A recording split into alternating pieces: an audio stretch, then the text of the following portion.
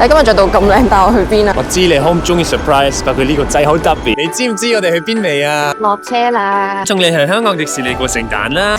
得唔得意啊？好似聖誕樹個牆。我住鄉下，你鄉下定我鄉下？真嘅蝴蝶。睇下胡迪着咗聖誕裝好有型。大家先啦 ，No more，一齊啊！聖誕快樂！ 1、2、3，過聖誕食薯糕，好熱啊！我要嗰個你真係亨熱，佢食到個鼻都有。好靚啊！好得意啊！哦多謝老公。老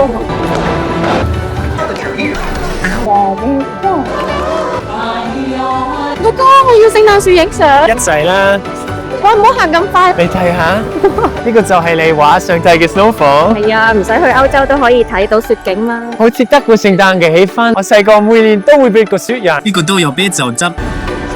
亮燈嗰下真係好有氣氛，係得 Disneyland 先可以做到咁浪漫。係德國聖誕，我哋會點蠟燭，不過呢啲燈飾真係第二個 level 喎。老公話德國嘅聖誕係燭光，係同屋企人團聚嘅時刻。對於香港人嚟講，係想睇飄雪嘅浪漫，聖誕燈飾嘅燦爛。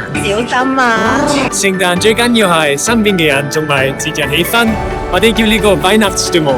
成個樂園都勁有氣氛，喺香港過聖誕一定要入嚟 Disneyland。老公，我哋平時好少咁有儀式感，今日玩得好開心啊！ Disneyland 個 double fun， 879萬可以入園2次啊！下個月帶你嚟多一次啦！識精打細算，果然香港個香港人。